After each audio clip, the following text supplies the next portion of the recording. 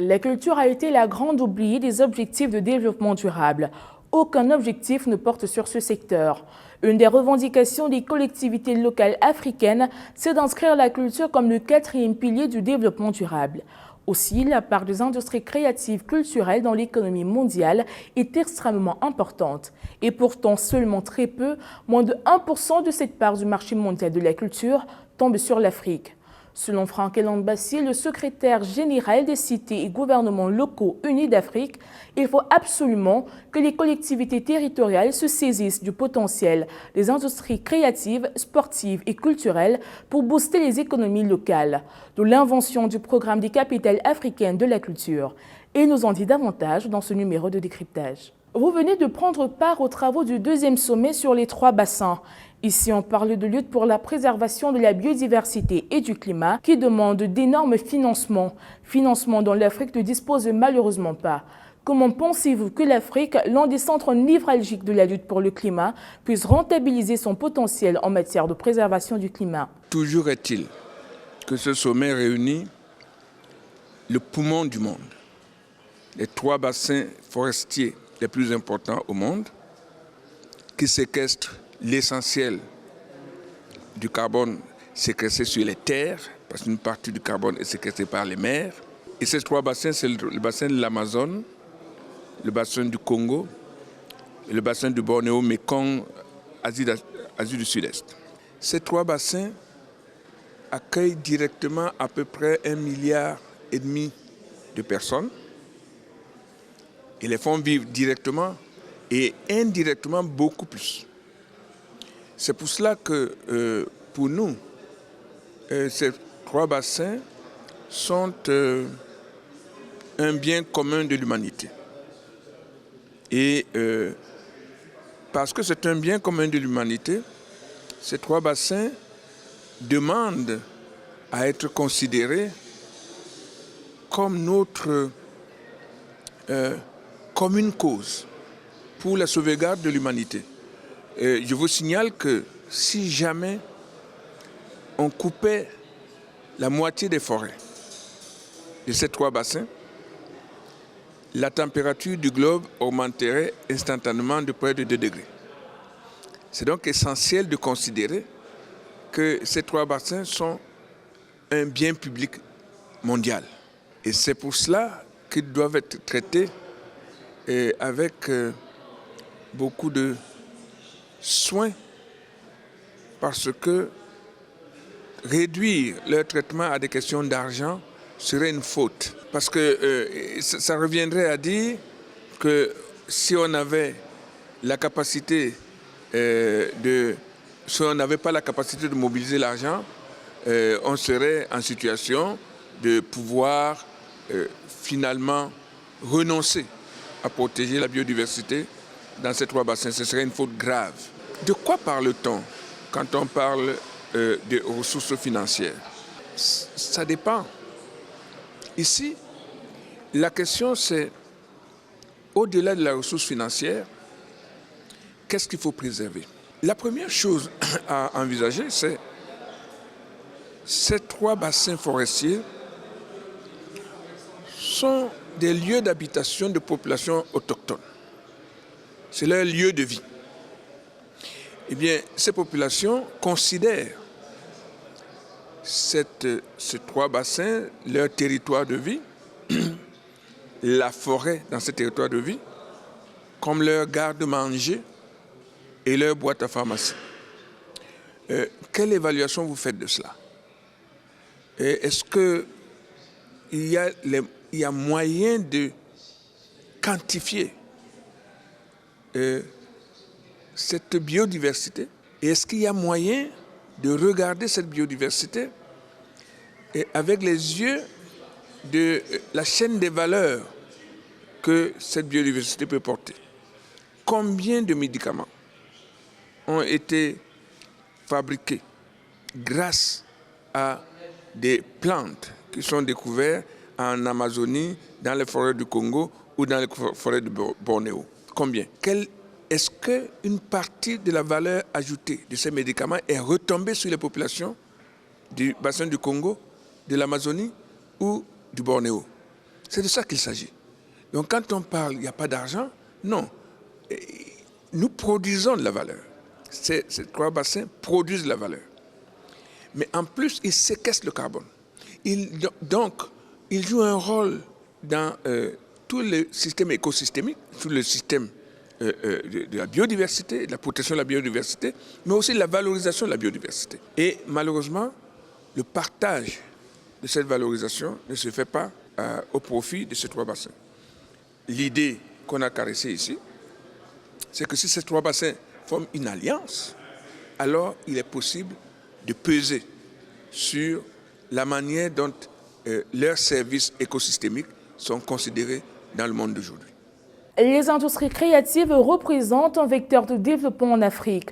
Selon les estimations de l'UNESCO en 2021, le cinéma africain a généré 5 milliards de dollars et vos ambitions en tant que secrétaire général des cités gouvernements locaux unis d'Afrique est de faire des industries créatives et sportives un pan de l'économie et du développement. Quelle stratégie mettez-vous en œuvre pour que les gouvernements inscrivent cette ambition dans leur programme de développement? Les collectivités territoriales d'Afrique réunies en 2018 à la 8e édition du sommet Africité, qui est notre événement phare et qui regroupe l'ensemble des collectivités pour discuter de la manière dont elles vont participer au développement et à l'unité de l'Afrique. Au cours de Africité 2018 à Marrakech, il a été décidé de créer un programme qu'on appelle la capitale africaine de la culture.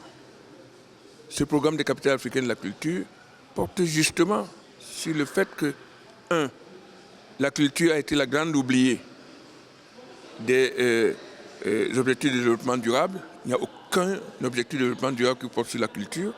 Et une des revendications de collectivités locales africaines, c'est d'inscrire la culture comme 4e pilier du développement durable. La deuxième chose, c'est que la part des industries créatives et culturelles dans l'économie mondiale est extrêmement importante et seulement très peu, moins de 1% de cette part du marché mondial de la culture tombe sur l'Afrique. Et il nous a semblé qu'il fallait absolument que les collectivités territoriales se saisissent du potentiel des industries créatives, sportives et culturelles pour booster les économies locales. C'est pour ça qu'on a inventé ce programme des capitales africaines de la culture. On a célébré Rabat comme la première capitale africaine de la culture et tout le monde a vu le rayonnement que cela porte. À l'occasion de Rabat, capitale africaine de la culture, on a inventé un label qui s'appelle Copyright Friendly, c'est-à-dire un label sur la protection des droits d'auteur. Et beaucoup de villes sont en train d'adhérer à ce label. Et nous voulons que les villes soient porteuses de ce label. Et nous sommes actuellement en train de lancer le choix de la 2e capitale africaine de la culture. Nous avons un certain nombre de villes qui se sont portées candidates. Kigali, Maputo, Lagos, et maintenant Brazzaville et Kinshasa ensemble. Et donc, nous voudrions qu'au cours de l'année 2024-2025, on célèbre la 2e capitale africaine de la culture et qu'on magnifie de cette manière, la manière dont la contribution des collectivités territoriales au rayonnement culturel du continent. Et je pense que le succès de Rabat, capitale africaine de la culture, a montré le chemin et on aura des retombées très importantes sur ce plan-là dans nos collectivités territoriales et on les encourage vraiment à entrer dans cette sphère qui est une des sphères de création d'emplois, en particulier pour les jeunes. Selon certains experts, l'Afrique est prise dans le piège de la mondialisation, contrainte d'avancer au rythme qu'impose l'évolution politique, technologique, infrastructurelle, logistique, etc. Mais vous le dites, l'Afrique ne peut pas emprunter le même chemin de développement que les autres. Quels sont de votre avis les axes prioritaires de développement que doivent engager les politiques africaines dans les perspectives de développement? La mondialisation est un mouvement que nous pensons ne s'arrêtera plus. Donc l'Afrique doit s'accommoder de la mondialisation. Mais elle peut être subie ou organisée. la manière dont l'Afrique entre dans la mondialisation peut être subie ou organisée. Nous pensons qu'elle peut être organisée. D'abord parce que l'Afrique sera la partie du monde la plus peuplée d'ici la fin du siècle. Donc le poids de l'Afrique dans la mondialisation sera de plus en plus important. Deuxièmement, l'Afrique a le potentiel le plus important pour influencer la marche de la mondialisation. 60% des terres arables sont sur ce continent. 60% des mines qui autorisent l'industrialisation se trouvent sur ce continent. Et je vous ai dit, la majorité des jeunes du monde se trouvent sur ce continent. Donc il n'y a aucune raison que l'Afrique n'imprime pas sa marque sur la manière dont la mondialisation est gérée. Maintenant, tout ceci ne peut pas simplement être des pétitions de principe. Il faut s'organiser pour cela. Et il ne faut pas se plaindre, mais définir des stratégies. La première de ces stratégies, c'est croire en soi-même, croire en l'Afrique. Et quand je vois des jeunes qui sont désespérés de l'Afrique choisir de mourir dans la Méditerranée pour avoir un espoir de vie meilleure en dehors de l'Afrique, il y a un problème que cela pose. Et donc, il faut déjà redonner l'espoir aux jeunes pour qu'ils croient à ce continent. Il faut aussi qu'on sache qu'on ne développe pas les gens. Les gens se développent. Je suis très choqué chaque fois que j'entends qu'il faut que les bailleurs de fonds viennent faire ceci, il faut que les bailleurs de fonds viennent faire cela. Nous avons les moyens de faire comme ce qu'ont fait les Chinois. Venez gagner de l'argent chez nous. Mais n'ayez pas cette attitude de croire que d'autres peuvent venir vous développer. Ça ne se fait pas.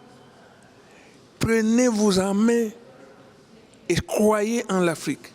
Et si jamais vous croyez en l'Afrique, vous verrez comment ce continent peut changer drastiquement et comment vous allez redonner espoir aux jeunes. Et je vous ai dit, la majorité des jeunes dans ce monde sont sur ce continent. Et les jeunes sont porteurs de créativité. Ne pensez pas un instant que les jeunes Africains sont des cadets sociaux. Non, ils vont faire l'histoire du monde. Et pour cela, il faut qu'ils croient en l'Afrique. Et il faut qu'ils aient des raisons de croire en l'Afrique. C'est ça notre responsabilité à nous, c'est leur donner des raisons de croire en l'Afrique. La vision du CGLU Afrique est construire l'unité africaine et conduire le développement africain à travers la base. Pourtant, l'intégration régionale, levier économique important, peine à se mettre en place. La libre circulation des biens et des personnes reste une utopie. Quels sont les leviers que vous actionnez pour réaliser cette vision de votre objectif? La plupart des Africains vivent dans une collectivité territoriale. Vous savez, ce qui m'étonne beaucoup quand on parle des collectivités territoriales, c'est comme si on parlait d'une planète autre et que même les gouvernants qui sont tous vivent dans une collectivité territoriale ignorent qu'ils sont citoyens d'une collectivité territoriale. Et quand on dit construire l'unité de l'Afrique et son développement à partir des territoires, on dit simplement construire cette unité à partir des populations africaines. Parce que toutes les populations africaines vivent dans une collectivité territoriale. Donc ça, c'est ma première remarque. Je ne comprends pas pourquoi ça étonne les gens qu'on dise qu'on construit l'unité du continent à partir de là où les gens vivent dans le continent. Mais je ne comprends pas. Deuxièmement, l'intégration africaine. Cette intégration africaine, là aussi, est construite et doit être construite sur l'intégration des peuples. Et l'intégration des peuples, c'est même l'histoire de ce continent. La colonisation a divisé les peuples. Et ça fait 60 ans qu'on le constate. Et ça fait 60 ans qu'on s'en plaint, au lieu de se donner les moyens de dépasser cette ineptie. Je rappelle qu'entre l'Allemagne et la France, il y a eu des guerres et des guerres. Un jour, ils ont décidé que ça devait cesser. Et ce jour-là, ils ont effacé leurs frontières. Il n'y a aucune raison que les Africains ne soient pas capables d'effacer les frontières. Surtout que les peuples africains, comme le disait Sankara, abattent chaque matin les murs que les colons ont érigés aux frontières pour les séparer. Et chaque soir, les États post-coloniaux les érigent à nouveau. C'est un combat sans fin. Mais le peuple vaincra parce que leur volonté dépasse de loin. La volonté d'unir l'Afrique dépasse de loin les manigances sur la division de l'Afrique. Ça, c'est un point extrêmement important. Alors maintenant, vous dites, mais comment allez-vous faire puisque de toute façon, on ne réussit pas à intégrer les gens, l'intégration régionale ne se fait pas. Je vous signale que depuis 2019, il y a la zone de libre-échange continentale africaine qui, en principe, efface les frontières, au moins pour les biens. On espère que bientôt, elle effacera aussi les frontières pour les personnes. Et moi, j'ai bon espoir qu'en ayant créé la zone de libre-échange la plus importante au monde, l'Afrique prend le chemin d'une intégration véritable. Mais cette intégration ne se fera que si les Africains se fréquentent. C'est pour ça que pour CGLU Afrique, le programme de coopération décentralisée transfrontalière est un programme essentiel pour l'unité de notre continent. C'est à partir de la fréquentation des peuples entre territoires, de part et d'autre des frontières, qu'on va construire cette Afrique des peuples par-delà l'Afrique des États-nations.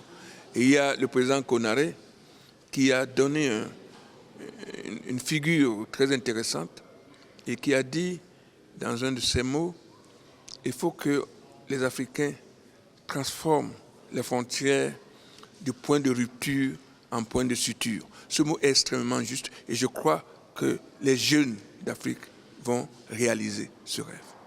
Selon le président de l'association médicale nigériane, seuls 24 000 médecins exercent dans le pays le plus peuplé d'Afrique, seront besoin de 363 000. Pourtant, selon un rapport statistique national de Grande-Bretagne publié en septembre 2022, les médecins nigérians ont représenté 14% des immigrés avec 13 609 visas pour travailleurs qualifiés dans le secteur santé et soins pour la Grande-Bretagne. Ces chiffres montrent surtout la triste réalité de la fuite des cerveaux, pourtant impérieux au développement du continent. Comment l'Afrique peut-elle juguler ce phénomène pour compter sur ses enfants pour atteindre ses objectifs de développement? La question de la fuite des cerveaux est une question posée depuis très longtemps. La fuite des cerveaux a plusieurs origines. La première, évidemment, c'est les niveaux de vie et les niveaux des aspirations des gens qui ont un métier et qui, dans l'espace de la mondialisation, comparent la rémunération de leur métier dans leur pays par rapport à la rémunération du même métier dans d'autres pays. Il est donc essentiel qu'on prenne en compte cela dans nos pays. Un ingénieur qui est payé au lance-pierre, il faut savoir que cet ingénieur a le marché mondial à ses pieds. Il peut donc aller chercher des opportunités ailleurs. Il faut donc qu'on ajuste un tout petit peu les rémunérations dans nos pays par rapport au marché des rémunérations au niveau mondial. Sinon, la fuite des cerveaux va continuer. Et le cœur de cette question, c'est la justice. Il y a des gens qui estiment que, je prends des pays où les salaires sont extrêmement bas. Mais par contre, les rémunérations qui entourent le salaire sont extrêmement hauts. Quand tu as un poste de directeur dans la fonction publique, on te donne un logement, on te donne un véhicule, on te donne le téléphone, on te donne l'essence. Mais quand tu es ingénieur dans la même fonction publique et tu n'as pas de poste de responsabilité, tu as un salaire minable. À ce moment-là, qu'est-ce qui s'offre à toi? Soit tu gardes ce salaire-là et tu vois que les gens qui n'ont pas tellement de qualité plus que toi ont toutes les autres formes de rémunération autour, soit tu préfères ne pas mourir dans la pauvreté et essayer de tenter la chance ailleurs. Moi, je ne jette pas la pierre aux gens qui font ce choix. Je dis simplement que nos pays doivent s'organiser pour être plus justes par rapport aux efforts des uns et des autres. Quand quelqu'un fait 7 années de médecine et qu'à la sortie de ces 7 années de médecine, on lui propose de gagner 150 000 francs CFA alors qu'avec l'électricité seulement dans certains pays, ils ne peuvent pas payer leurs propres factures d'électricité, on les oblige presque à regarder ailleurs. Et je crois que donc il y a une question de justice dans la manière dont nous traitons les gens. Et il faut aussi qu'il y ait une question de justice dans les rémunérations. On ne peut pas avoir des rémunérations qui grimpent de 1 à 500. Ce n'est pas possible. Et c'est tout cela qui produit la fuite des cerveaux. Et je pense qu'il faut maintenant qu'on ait, comme je vous le disais, si on a une stratégie, si on la réfléchit sereinement et si on la met en débat dans la population, il n'y a aucune raison qu'on ne sorte pas avec des solutions acceptées et qui portent les efforts de tous.